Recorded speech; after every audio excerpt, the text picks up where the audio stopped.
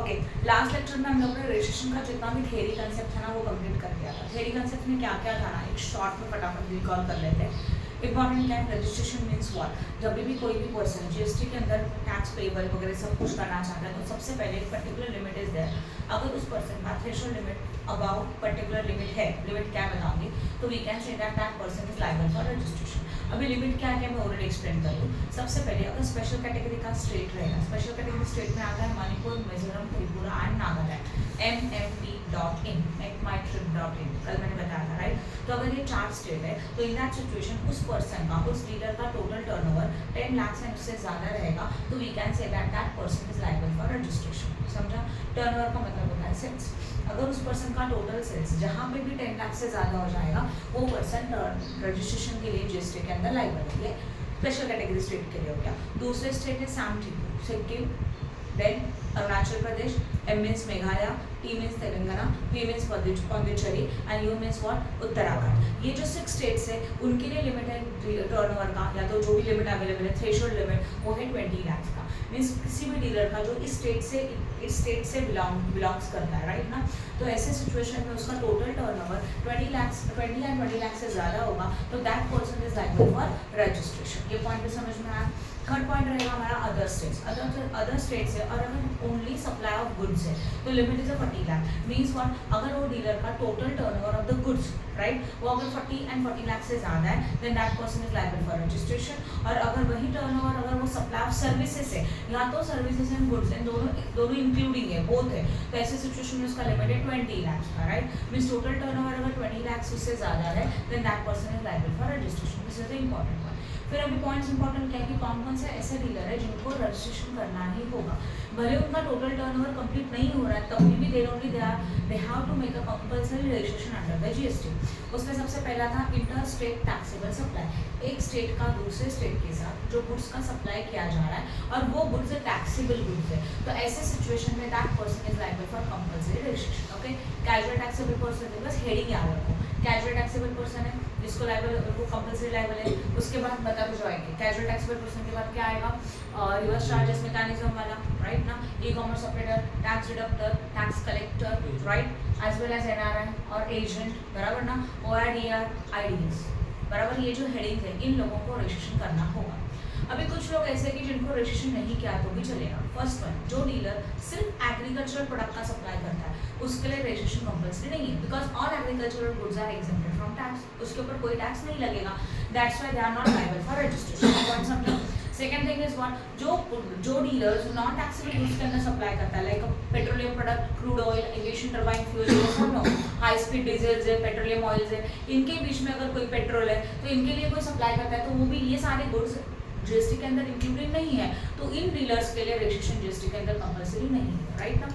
जो dealer alcoholic liquor for the human consumption का supply करता है तो alcoholic liquor for human consumption is also not included in the under the GST, therefore in dealers के लिए भी GST का रजिस्ट्रेशन कंपल्सरी नहीं है। तो these are the 3 to 4 categories are there. उन्होंने जीएसटी का रजिस्ट्रेशन करना ही नहीं है, जरूरत ही नहीं है उनके लिए। क्लियर हो गया?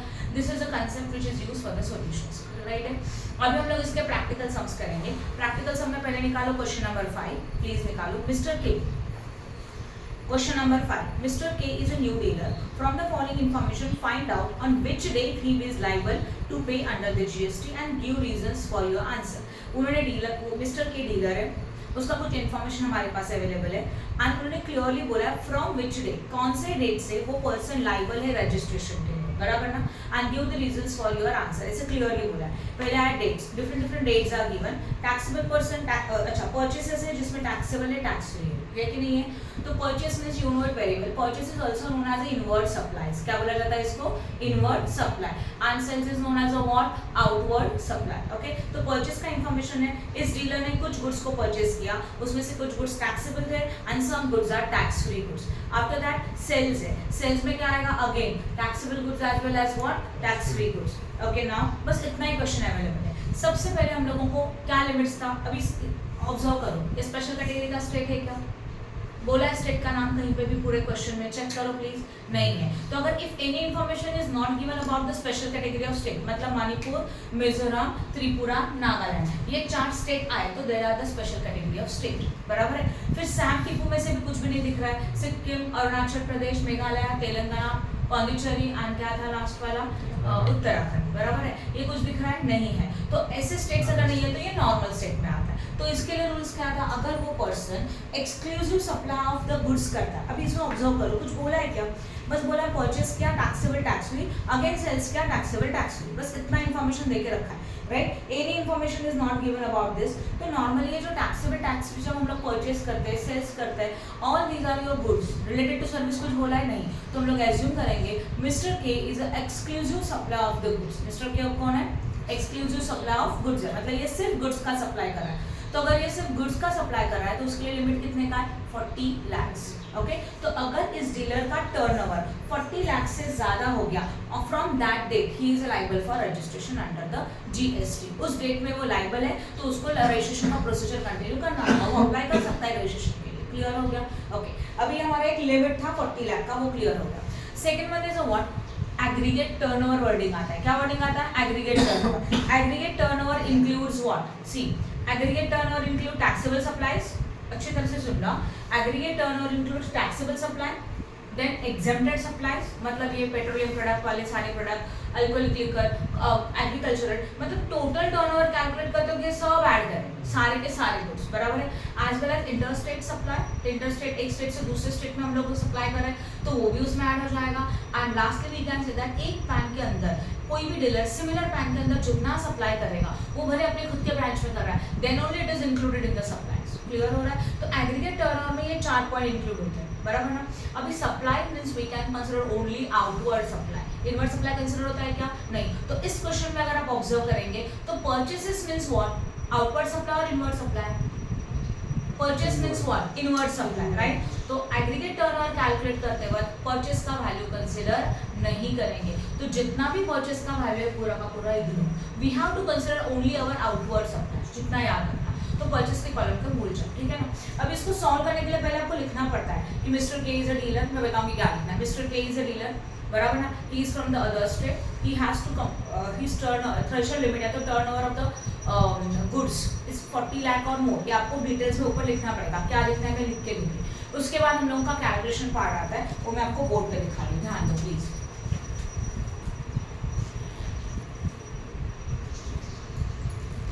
कैलकुलेशन, हम लोग किसका कैलकुलेशन कर रहे हैं, यस मिस्टर के का, that is a aggregate turnover. क्या फाइंड आउट कर रहे हैं हम लोग,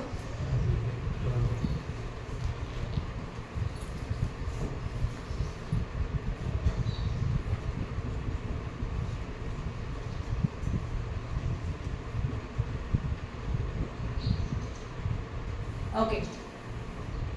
कॉलम्स देखो, पहला वाला डेट का कॉलम आएगा जैसे है वैसे, उसके बाद आएगा सेल्स, क्योंकि एग्रीगेट टर्नओवर में क्या आता है, सेल्स आता है ना। बट सेल्स में भी आप ऑब्जर्व करेंगे 2 सेल्स हैं, taxable as well as tax free, और एग्रीगेट टर्नओवर में taxable sales, tax free sales, सारे सेल्स कंसिडर होते हैं। तो यहाँ पे लिखेंगे what, taxable as well as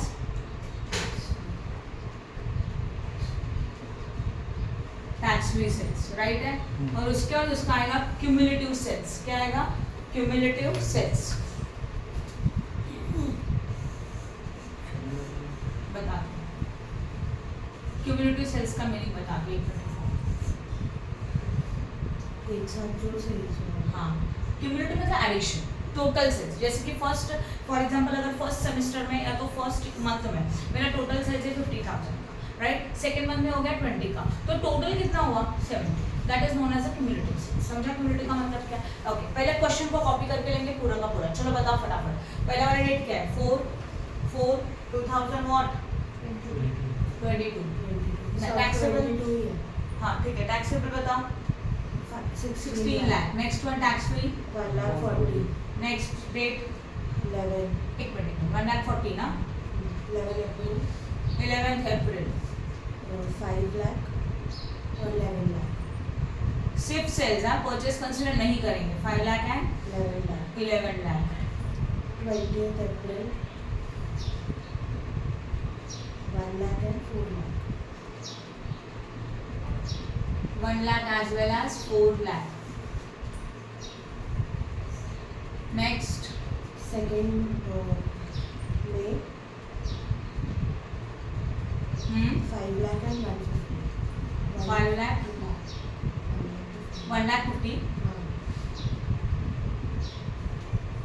Next. 11th May 1 lakh and 3 lakh.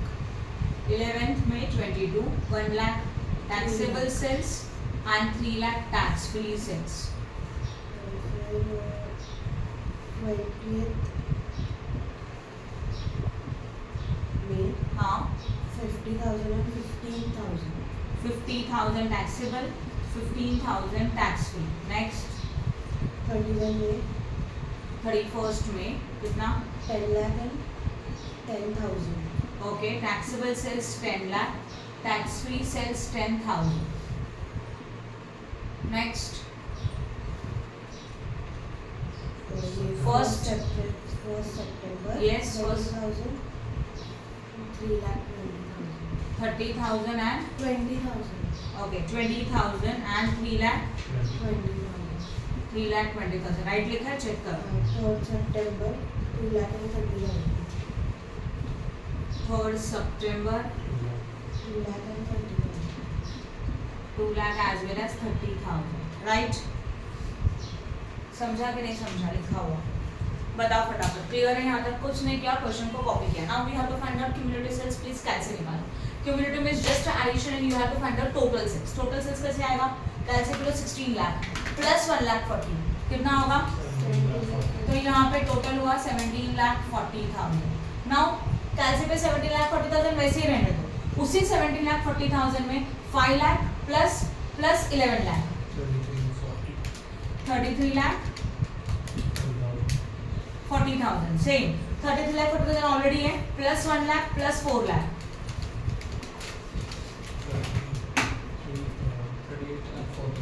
Yes, 38 lakh 40,000 plus 5 lakh plus 1 lakh 50. 44 lakh 90,000. 90. 44 lakh 90 plus 1 lakh plus 3 lakh.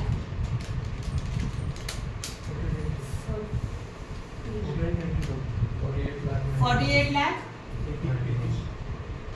90,000. Next.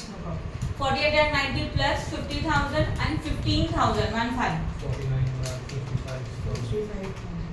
49 lakh 55,000 plus 10 lakh plus 10,000. 59 lakh 65,000. 59 lakh 65,000. Then plus 20,000, 3 lakh 20,000. 63 lakh 5,000. 63 lakh 5,000. Plus 2 lakh plus 30,000. 65 lakh 35,000. 65 lakh 35,000. Done. हो गया cumulative sales. Okay, हमारा rule क्या था? The total turnover should be कितना होना चाहिए था? More than 40 lakhs, right? 40 and 40 lakh से ज्यादा होना चाहिए. तो ऑब्जर्व करो 40 lakhs कहाँ पे कंप्लीट हो रहा है? यहाँ पे. तो ये हो रहा है कि नहीं? तो उसका टोटल टर्नओवर है इस मंथ में. कौन से मंथ में? 2nd May 2022. और वो कितना है? 44,90,000 है. तो we can say that on this date, इस डेट को वो लाइबल है. तो इसके बाद वो रजिस्ट्रेशन के लिए अप्लाई कर सकता है विद इन 30 डेज रूल के हिसाब से. समझ में अच्छी तरह से? तुम लोगों को लिखना पड़ेगा नीचे कंक्लूजन में, mister K is liable to get registered on 2nd May 2022 because his total turnover is greater than what? Is more than 40 lakhs. That is 44 lakh 90,000. समझा? Yes, लिमिट है 40 लाख से ज्यादा. समझा कि नहीं समझा? पॉसिबल. अभी चलो इस सम को सॉल्व करते हैं. जो मैं बता रही हूँ वो लिखते जाओ. पहला point,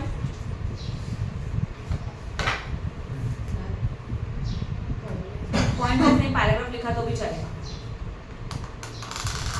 A person is liable to get registered. A person is liable to get registered under GST if aggregate turnover. A person is liable to get registered under GST if aggregate turnover exceeds the 40 lakhs exceeds 40 lakhs during the financial year. Exceeds 40 lakhs during the financial year. Next time में लिखो aggregate turnover includes taxable supply, exempted supplies during the financial year. इतना it is. अब वापस starting से पता एक बार check कर लो. A person is liable to get registered under the GST if aggregate turnover exceeds 40 lakhs during a financial year. During the financial year.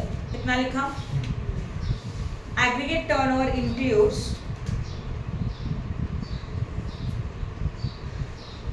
taxable supplies, exempted supplies, exports and interstate supply, and taxable supplies, exempted supplies, export and interstate supplies, INTER, interstate supplies.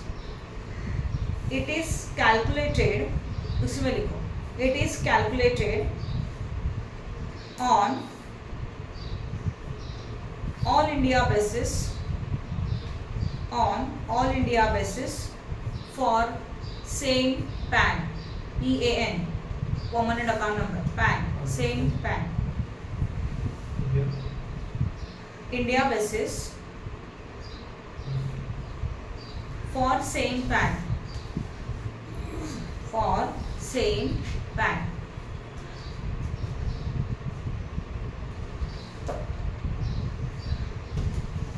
Okay ये समझ में आया क्या लिखा है?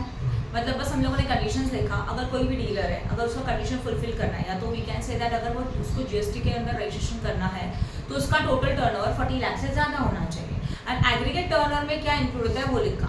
Same information you can write down in the each and every solution. ये solve कुछ भी इसमें अलग नहीं है. तो ये बस रूल्स लिखा है, ये हम लोग कर सकते हैं. बस लिमिट का अमाउंट चेंज हो सकता है according to the dealer. Clear हो गया? ओके अब नेक्स्ट टाइम में लिखो कैलकुलेशन. कैलकुलेशन में आपको ये टेबल कॉपी करने का है. कैलकुलेशन में आप क्या कॉपी करेंगे? ये पूरा टेबल. ओके अब इसके लिए लाइन काउंट करो और छोड़ दो उतना lines.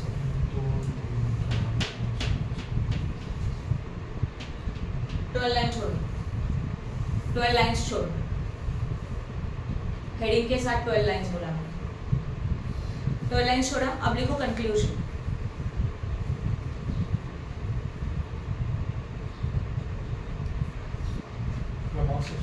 Yes. The aggregate turnover of Mr. K exceeds 40 lakhs on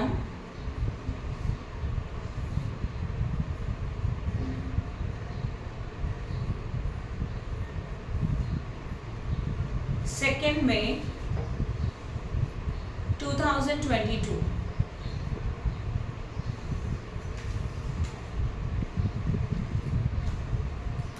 Therefore, Mr. K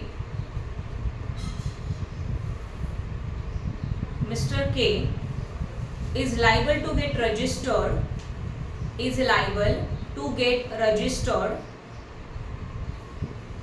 under GST Act on 2nd May 2022. On 2nd May 2022. Right? Any doubt in this? समझा अच्छी तरह से जो भी मैंने एक्सप्लेन किया? तो देखो जब भी रजिस्ट्रेशन का क्वेश्चन आएगा तो जो स्टार्टिंग में इन्फॉर्मेशन लिखा है वो कॉमन है, वो सबके लिए सेम होने वाला है. बस लिमिट चेंज हो जाएगा 40 या तो 20 या तो 10 अकॉर्डिंग टू दैट. आप ये अपने वर्ड्स में लिख सकते हो. कोई हार्ड एंड फास्ट रूल नहीं कि ऐसे ही लिखने का. राइट? एग्रीगेट टर्नओवर में क्या क्या इंक्लूड है ये भी हम लोगों ने लिख लिया. राइट? वो भी कॉमन था, वो तो फिक्स्ड ही रहेगा, उसमें कोई चेंज नहीं रहेगा. Then you have to write down this table. बराबर हम लोगों के टेबल का कैलकुलेशन करना है, ऑब्जर्व करना है वो फुलफिल हो रहा है क्या. जहाँ पे फुलफिल हो रहा है आप इसको एक बॉक्स कर सकते हो. तो आप उसको इंडिकेट करें कि इस डे से वो क्या है, कंप्लीट हो रहा है, बराबर ना। एंड फिर नीचे कंक्लूजन लिखा, उसके अकॉर्डिंग पार्टी का नाम, डेट, ये चेंज होते रहेगा अकॉर्डिंग टू द क्वेश्चन। समझा ये सॉल्यूशन का फॉर्मेट। ओके, आप इसको फोटो ले लो, इसको बाद में सॉल्व कर लेना, मैं अभी आगे के क्वेश्चंस एक्सप्लेन कर रही हूँ क्योंकि we have to complete full chapter today only. समझा? अगर आया तो 50, नहीं तो 7 के लिए पक्का 15 की पास। ओके, करो on. Now we are starting with the question number 6. Sajid started the business on 1st April 2021, from which a month he is liable to get registered as per the provision of the GST Act. Give reasons. Clearly बोला है। देखो, any information about the state is not given. We have to consider the other state. तो rule क्या आएगा, 40 लाख का। कुछ बोला नहीं है तो ये रूल्स क्या अप्लाई करेंगे, 40 लाख वाला। तो अगेन मंथ है April to June, July, August, September, October, November, December. Purchases में टैक्सेबल है, टैक्स फ्री है। सेल्स में भी टैक्सेबल है as well as what, tax free available है, राइट है। तो सेम इन्फॉर्मेशन सेम सम कर सकते हो क्या? अच्छा ठीक है, परचेस का इन्फॉर्मेशन कंसिडर करोगे क्या? ऑब्वियसली नहीं, right. We have to consider only information of what, sales. Sales में टैक्सेबल, टैक्स फ्री दोनों आएगा। Prepare table of the cumulative के टोटल को ऑब्जर्व करोगे, जहाँ पे 40 लाख से ज्यादा होगा on that date he is liable for registration. And right down your conclusion, जैसे हम लोगों ने पिछले सम में लिखा था, लिख सकते हैं यस और नो। यहाँ पे भी हम लोगों ने 40 लाख का रूल अप्लाई किया। Now come to the question number 7. Mr. A.K. businessman of Mumbai started the supplies of service from 3rd July 2022 and he gives the following details of the transactions and determine the date of the liability of tax payable as a CGST, SGST and IGST. Please confuse मत होना इस wording से, बराबर ना। उन्होंने बस इतना पूछा है कि determine the date of liability of tax payable as SGST, CGST, IGST. अगर कोई भी पर्सन जीएसटी के अंदर रजिस्टर्ड करता है means he is liable to pay this taxes, वो लायबल है, तो आपको वही डेट चाहिए रजिस्ट्रेशन का। बस उन्होंने अपोजिट तरीके से पूछा है, तो कुछ अलग चेंज वे से पूछा है। उन्होंने पूछा है कि कौन से डेट को लायबल होगा टैक्सेस पे करने के लिए। इसी का मतलब होता है ऐसा कौन सा डेट है जिस दिन वो लायबल हो रहा है रजिस्ट्रेशन। क्लियर हो रहा है? तो यहाँ पे टैक्सेशन का कोई कैलकुलेशन नहीं करना है, बस सेम जो मैंने अभी सीखा। बस इतना याद रखो कि टर्नओवर इंक्लूड्स, टर्नओवर में क्या क्या आता है, taxable supply, exempted supply, exports भी आता है and interstate supply and same pan के अंदर जितना सप्लाई होगा सब कुछ इंक्लूड है, बराबर है। ओके, तो अभी क्वेश्चन को देखते हैं। Taxable supply at Mumbai, yes consider होगा। पिछले क्वेश्चन में अलग था, अभी डेटा का इन्फॉर्मेशन अलग है, तो यहाँ पे हम लोगों को जो जो सप्लाईज है उतना ही कंसिडर करेंगे। Taxable supply at Mumbai consider होगा। Services to Messrs KT and Nashik, yes sir, देखो ऑब्जर्व करो, टैक्सेबल सप्लाई में गुड्स आया, सर्विसेज बोला है to Messrs KT and Nashik, मतलब आपने सर्विसेज को सप्लाई किया, तो ये जो डीलर है वो एट अ टाइम दोनों का सप्लाई कर रहा है, services as well as what, goods. तो सर्विस एंड गुड्स जब कंबाइंडली सप्लाई होता है तो what is the limit, 20 lakh. तो यहाँ पे अभी टैक्सेबल सप्लाई जो ऊपर का है वो गुड्स के रिलेटेड है, ओनली सप्लाई बोला था गुड्स, और जब सर्विस रहेगा तो दोनों आएगा, समझ में आया? तो अभी हम लोगों को 40 लाख के बदले में कितना रूल अप्लाई करेंगे, 20 लाख का रूल अप्लाई करेंगे, समझ में आया? अब now services to Messrs KT at Nashik, services to Messrs Mehta at Akola, taxable supply to RBI, yes ये भी आएगा, टैक्सेबल सप्लाई आरबीआई को किया, supplies to the Messrs Tanu of Dhule, okay, taxable supply to Pune, ये भी कंसिडर होगा, taxable supply to Delhi, taxable supply to Nagpur and taxable supply to Indore, सबका total होगा। बट अभी आप टेबल कैसे बनाओगे इसका, पहले डेट, देन पर्टिकुलर मतलब सर्विसेज, अच्छा ऊपर सर्विसेज है दिया हुआ, हाँ, और ऊपर से नीचे, ऊपर तो सर्विसेज है बट टैक्सेबल सप्लाईज कंसिडर किया तो वो गुड्स भी कंसिडर होगा। क्लियर हो रहा है? क्योंकि नॉर्मली टैक्सेबल सप्लाई हो रहा है मतलब गुड्स का सप्लाई हो रहा है, तो इसके लिए 20 लाख का लिमिट है। ओके, कॉलम्स कैसे बनाएंगे, देखो इसके पहले आएगा डेट का कॉलम, फिर वो जो पर्टिकुलर्स वाला कॉलम है सर्विसेज वाला वो आप कॉपी करेंगे, फिर यहाँ पे आएगा हम लोगों का वैल्यू ऑफ सप्लाई, राइट है, और इसी के बाद हम लोग बनाएंगे इसका व्हाट, क्यूमुलेटिव सप्लाई। समझ में आया? और पहला अमाउंट कितना है बताओ जरा, 7,11,000। नेक्स्ट अमाउंट कितना है, 1,01,000, राइट। अब क्या करेंगे, 7,11,000 का 7,11,000 स्टार्टिंग में उतना ही आएगा, राइट, यस और नो। 7,11,000 में 1,01,000 ऐड करके यहाँ 8,12,000, फिर 8,12,000 में नेक्स्ट ऐड करके यहाँ इस तरह से आपको क्यूमुलेटिव मिलेगा, और जहाँ पे हमारा लिमिट 20 लाख से ज्यादा है on that date he is liable to get registered under the GST. Then किसी को कोई डाउट है, यस और no? Next one, question number 8. Mr. A has been involved in the supplying the taxable materials in the Jammu Kashmir since on 1st August 2022. His turnover in the month of the December 22 exceeds a limit of 40 lakh. When is a Mr. A is required to register under the GST law? देखो clearly बोला है Mr. A है जो supply करता है जम्मू कश्मीर में. जम्मू कश्मीर में supply किया तो this is the state of other category, बराबर ना. अदर कैटेगरी का स्टेट हो जाएगा, मतलब कितने का लिमिट आ जाएगा 40 का. और ऊपर से क्लियरली बोला है सप्लाई बोला है, सर्विसेज के लिए कुछ बोला है, मटेरियल दिया है, मटेरियल इज व्हाट गुड्स, तो ये 40 लाख का सप्लाई हो जाएगा. Okay, his turnover in the month of the December month में उसका turnover exceeds a limit of 40 lakh. They directly given the information that कि हमारा टर्नओवर 40 लाख से एक्सीड्स हो गया. कौन से मंथ में? दिसंबर मंथ में.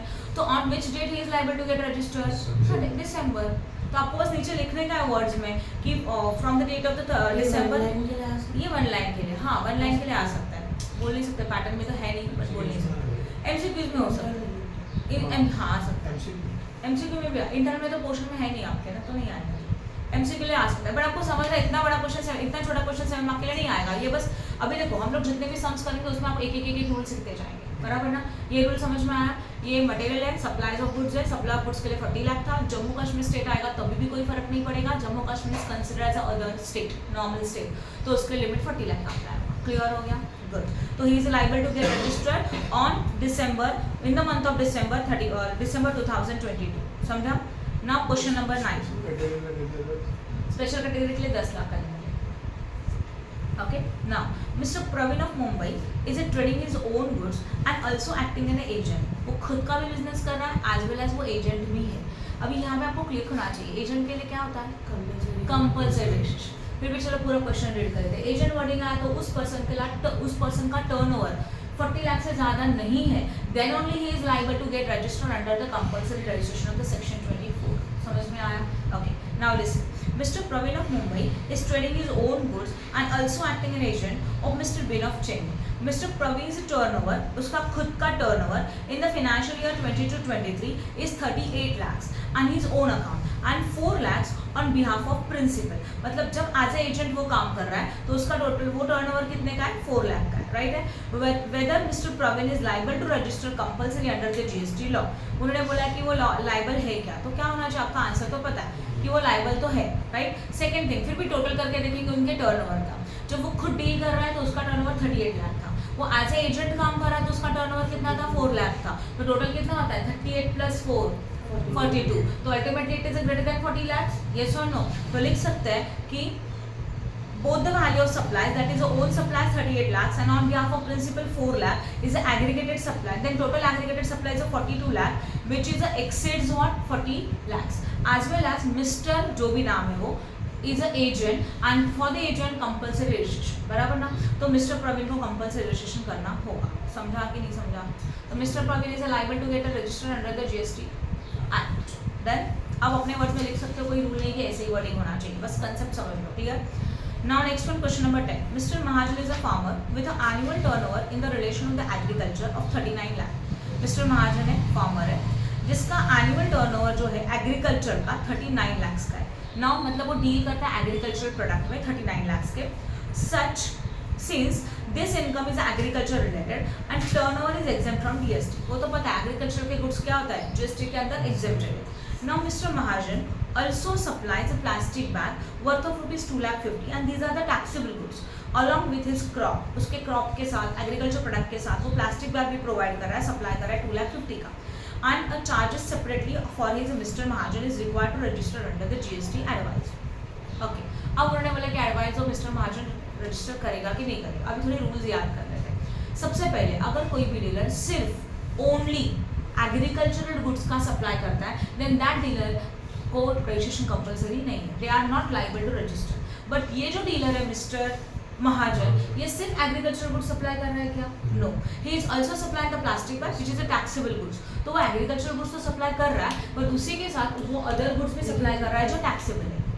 बराबर है? ऐसा होना चाहिए ना कि मतलब वो एग्रीकल्चरल वाला अमाउंट नहीं टैक्सेबल है तो नहीं है. समझा नहीं? अभी हम लोग क्या करें? अभी हम लोग को टैक्स कैलकुलेट नहीं करने का, पहले कंसेप्ट समझ लो. अभी हम लोग को टैक्स कैलकुलेशन नहीं करना है. ऑब्वियसली इन फ्यूचर जाके जब वो टैक्स कैलकुलेट करेगा तो एग्रीकल्चर प्रोडक्ट के ऊपर टैक्स कैलकुलेट नहीं करेगा. अभी हम लोगों को क्या चाहिए कि ये पर्सन, ये डीलर रजिस्ट्रेशन के लिए लाइबल है कि नहीं है।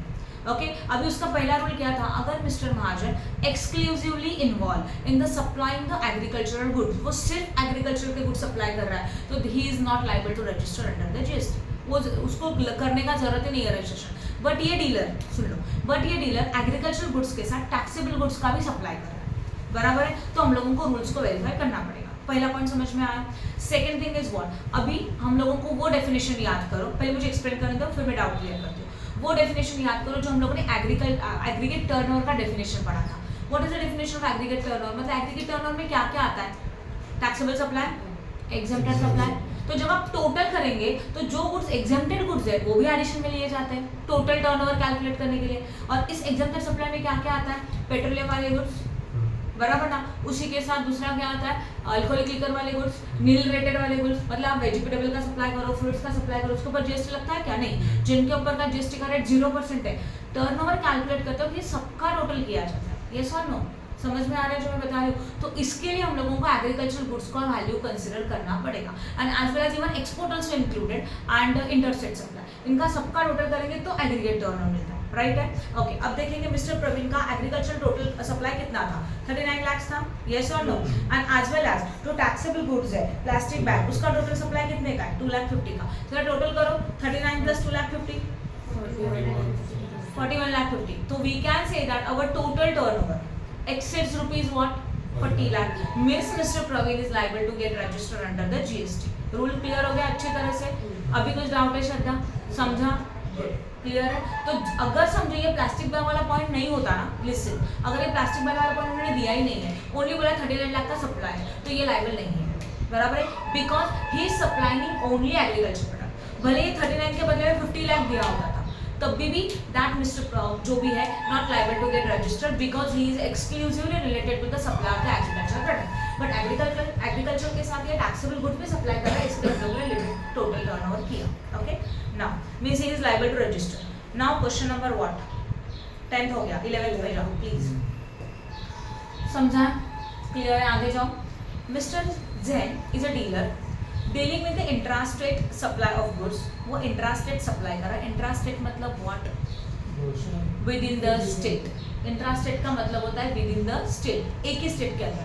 अभी देखो इसमें ना बहुत बच्चों को कंफ्यूजन कॉमनली हो जाता है कि enter means what, intra means what, सुनने के बाद समझता है पर बाद में याद नहीं होता। तो मैंने आपको एक क्लू दिया था कि कैसे आप इसको याद रखेंगे, enter school inter college competition, inter college competition का मतलब क्या बोलते हैं, एक कॉलेज का दूसरे कॉलेज में, तो INTER, एंटर मींस एक का दूसरे के साथ, तो यहाँ पे भी इंटर स्टेट मींस एक स्टेट का दूसरे स्टेट के साथ। बचा क्या, एंट्रा, INTRA, उसके लिए क्या रहेगा, विद इन द स्टेट। तो ये जो डीलर है इंट्रा स्टेट सप्लाई कर रहा है goods as well as services, कौन सा लिमिट अप्लाई करना चाहिए, स्टेट तो अभी तक देखा नहीं हम लोगों ने, स्टेट के लिए पूछते देखते आगे। He has placed the business in the India, अच्छा ठीक है, and furnishes the following information from the financial year 22-23, name of the state is not given, means we can consider he is from the other state, ना वो special category है ना वो Sam Tipu है, बराबर ना, वो अदर कैटेगरी से, अदर कैटेगरी में वो supply of services as well as goods दोनों कर रहा है, तो उनके लिए लिमिट कितने का है, 20 लाख। ओनली गुड्स रहेगा तो 40, ओनली सर्विसेज रहेगा तो 20, एंड गुड्स एंड सर्विसेज दोनों रहेगा तब भी 20, सिर्फ गुड्स का सप्लाई रहेगा तो 40 लाख। समझ में आया, okay. Now sale of taxable goods by head office located in the Mumbai for 1,80,000, तो this is included in supply. Supply of the taxable services by branch of the office at Chennai, ये भी taxable supply, right. Then supply of the goods exempted from the GST, ऐसे goods की जो exempted GST तभी भी आते हैं वो जीएसटी के टर्नओवर में, तो ये भी आएगा टर्नओवर में टोटल करने के लिए। And sale of goods acting an agent on behalf of principal, this is also considered at the time of calculation of the aggregate turnover. तो अगेन कॉलम कैसे बनेंगे, इनके तरह कॉलम नहीं बनाएंगे हम लोग, राइट, जो फॉर्मेट है वही फॉलो करेंगे, ध्यान दो। सबसे पहले क्वेश्चन का जो इन्फॉर्मेशन है उसमें आप देख रहे हो पर्टिकुलर्स है पहला वाला, तो एक कॉलम बनेगा पर्टिकुलर्स का, फिर यहाँ पे लिखेंगे हम लोग next is the value of supply रहेगा, राइट है, तो यहाँ पे आएगा value of supply, and last column क्या रहेगा हम लोगों का, क्यूमुलेटिव सप्लाई। तो पहले यहाँ पूरा क्वेश्चन कॉपी कर लो, राइट। अमान बता मुझे जरा, पहला कितना था, 1,80,000, नेक्स्ट वन कितना है बोलो, 1,80,000 के बाद 17,000, then how much, 80,000, then how much, 14,50,000, right. आप इसका टोटल नहीं करेंगे यहाँ पे उनकी तरह, आप क्यूमुलेटिव निकालेंगे, 1,80,000 का 1,80,000, 1,80,000 में 70 ऐड किया, 2,50,000, 2,50,000 प्लस 80,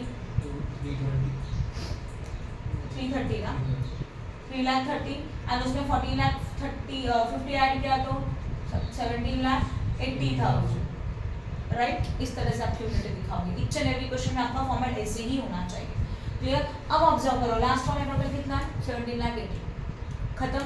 अपना लिमिट कितने का था, 20 लाख का। 20 लाख से ज्यादा है क्या, नहीं है। तो मिस्टर क्या नाम है इसका, जो भी है, Mr. Z is not required to get registered under the GST, or he is not liable to register under the GST because his total aggregate turnover not exceeds 20 lakh. Clear? That is only 17 lakh something 18,000. समझा ये वाला system? साहिल, हाँ ma'am. पुस्तक है क्या, mobile side ले ठेवा।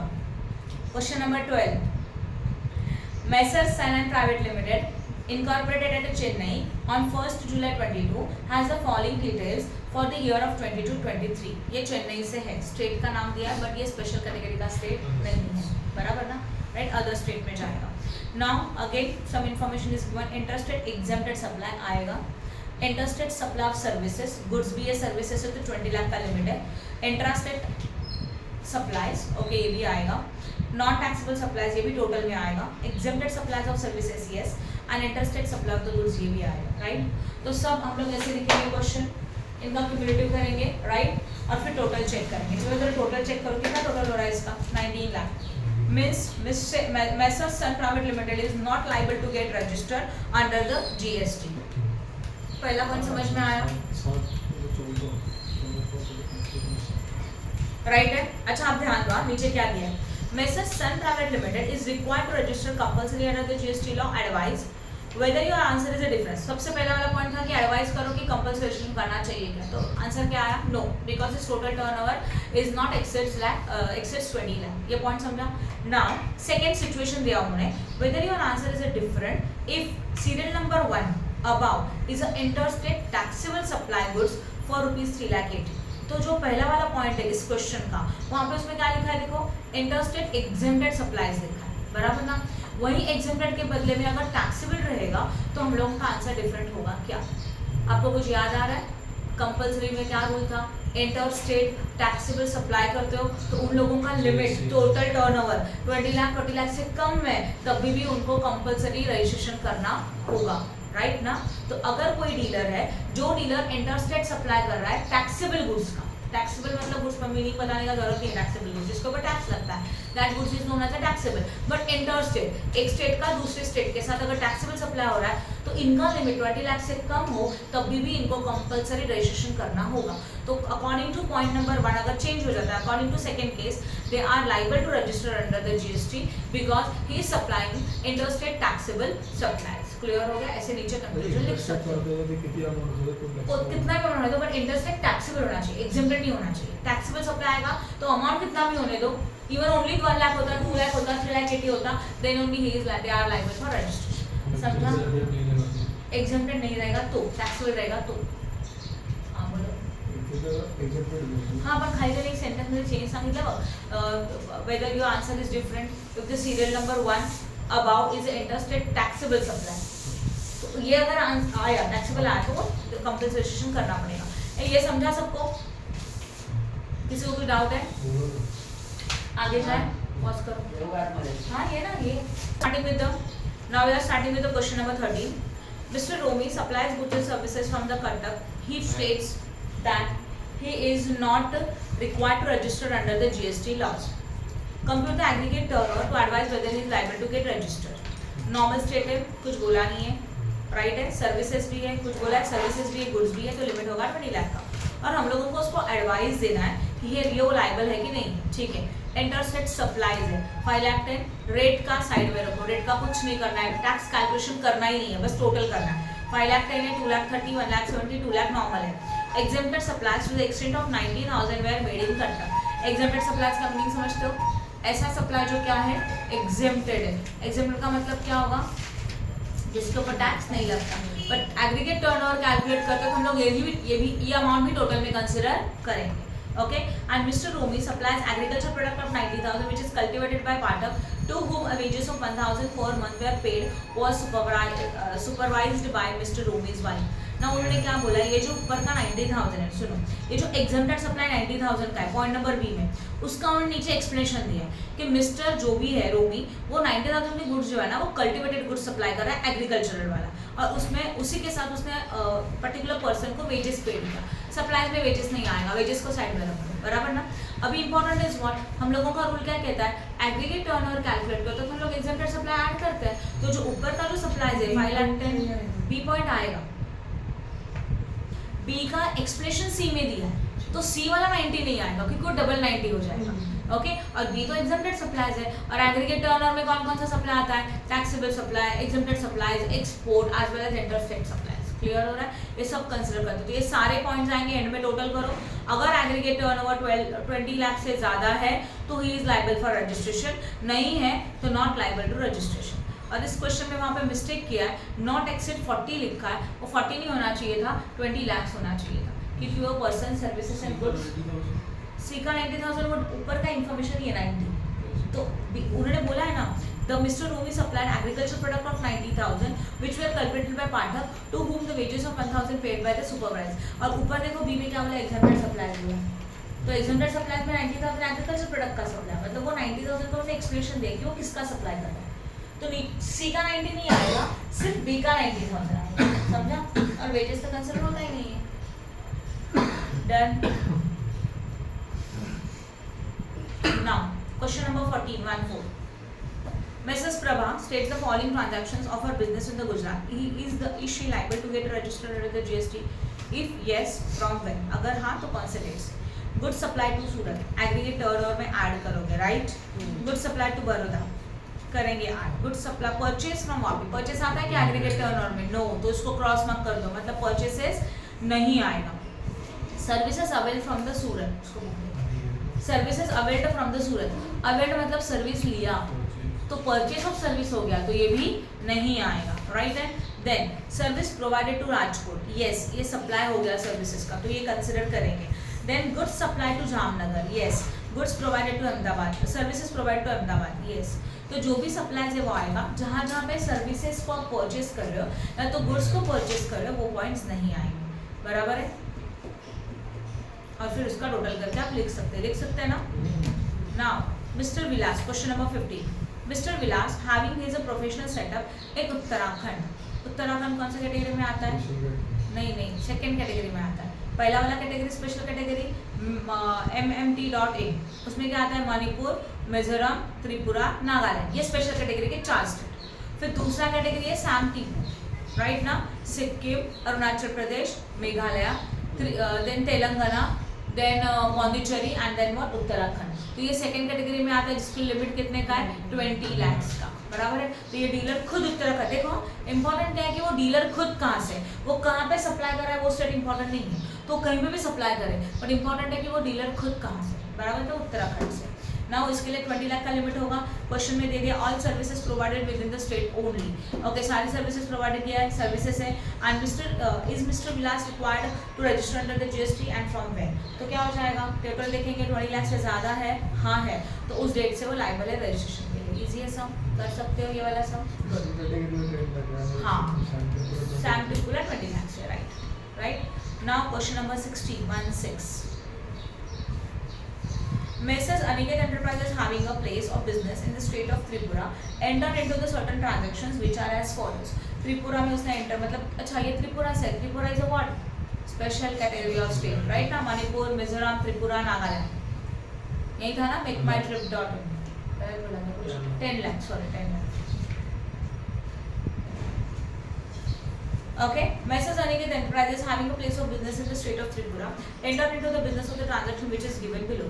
Taxable supply to services within the state ये taxable supplies है, aggregate turnover के addition में consider होगा। Supply of exempted goods to Delhi, yes, add होगा। Supply of exempted services, yes, because ये supply है। And supply of taxable goods within the state, taxable हो तो exempted हो तो सब कुछ add होता है, only supply add होता है, purchases add नहीं होता। तो इनका सबका हम लोग क्या करेंगे? टोटल करेंगे। टोटल करने के बाद पता चलेगा कि अगर इसका टोटल कितने से ज़्यादा है? 10 लाख से ज़्यादा है, तो he is liable to registration, otherwise no, okay. Now advise Messrs. Aniket Enterprises whether is required to get registered under GST, if yes when. It should be get registered. अगर हाँ तो कब से, तो है कि नहीं टोटल करके देख लेना बाद में, ठीक है ना। आप लोग कर सकते हैं ना टोटल खुद से। Next question number 17। Tushar, a dealer of the Rajasthan, used the following details of his business. Intrastate taxable supply of goods. Okay, ये एग्रीगेट टर्नओवर में आएगा। Intrastate taxable supply of the services, ये भी consider होगा। Intrastate exempted supplies, yes. Intrastate exempted supplies, yes. He is liable to pay the tax under the reverse charges of 20,000 on the certain supplies availed by him. Reverse charges वाले लोगों को registration याद आ रहा है? कुछ compulsory है, याद आ रहा है? NRI, reverse charges, casual taxable person, tax deductor, tax collector, OIDAR, ISD, right ना, interstate taxable supply, then on कौन बचा, ई कॉमर्स ऑपरेटर भी उसमें आते हैं, एजेंट्स आते हैं, बराबर ना। और अगर गवर्नमेंट ने कोई नोटिफाइड करके दिया रहेगा तो इन लोगों को रजिस्ट्रेशन कंपलसरी है। तो यहाँ पे ये सेंटेंस की वजह से, जो रिवर्स चार्जेस की वजह से, we can say that mister Tushar is liable to get registered, compulsory liable to get registered because he is a supplier of the reverse charges। क्लियर हो रहा है, हाँ या ना। अब जब एग्रीगेट टर्नओवर का टोटल करेंगे ना, तो उसमें ये रिवर्स चार्जेस वाला वैल्यू नहीं आता, याद आ रहा है ना। Aggregate turnover includes exempted supply, taxable supply, export as well as pan risk के अंदर as well as interstate, but it excludes aggregate turnover के टोटल में CGST, SGST, ITGST, IGST, UTGST, ये तीनों पॉइंट नहीं आते। रिवर्स चार्जेस वाले supply भी नहीं आते, बराबर ना। कंपनसेशन सेज नहीं आता, तो ये सारी चीजें एग्रीगेट टर्नओवर में ऐड नहीं होती। तो जब आप एग्रीगेट टर्नओवर कैलकुलेट करेंगे तो you have to consider only 4,75,000, 9,20,000, 70,000 as well as 1,25,000। समझा कि नहीं समझा? राइट, ओके, आगे जाए। Question number 18। Mayuresh, a dealer in the Arunachal Pradesh, states the following details of his business. Taxable supplies made within the state. Taxable supplies उन्होंने खुद देके रखा है। टैक्सेबल परचेस है, परचेस आएगा क्या? नो, इग्नोर, आप क्रॉस मार्क करके छोड़ दो, लिखेंगे नहीं टेबल में। सप्लाई टू मलेशिया, वही है ना, हाँ। मलेशिया में सप्लाई का तो एक्सपोर्ट हो गया, एक्सपोर्ट ऐड होता है, बोला था ना, टर्नओवर में एक्सपोर्ट भी आएगा। Invert supply means what? Invert supply मतलब परचेस, आएगा क्या? नहीं, इग्नोर करो। Exempt supply to Amritsar, yes आएगा, बराबर ना। Is Mayuresh required to get registered GST, total करके देखो। नॉर्मल डीलर है, अरुणाचल प्रदेश है। अरुणाचल प्रदेश कहाँ पे आता है? 20 लाख में, राइट है। सैम 2P में आता है अरुणाचल प्रदेश। तो 20 लाख, अगर 20 लाख से ज्यादा है तो लाइबल है, नहीं है तो नहीं है। Done, last question, okay. Now listen.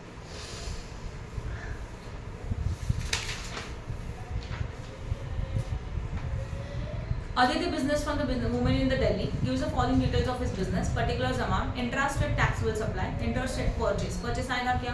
No, ignore. Then interstate exempted supplies. Is Aditya required to get registered under the GST? Yes or no? पहले टोटल करके देखो। 9,70,000 plus 3,30,000, 13 लाख होता है। 13 लाख अकॉर्डिंग नहीं होना चाहिए, मतलब ये नहीं होता है, बराबर ना। पहला वाला रूल। सेकंड वाला रूल क्या है? Will your answer change if she is a casual taxable person? Yes, liable to get registered because casual taxable person को लिमिट टर्नओवर कम हो ज़्यादा वो कंपल्सरी रजिस्ट्रेशन करना पड़ेगा। देन समझा कि नहीं समझा? स्टॉप कर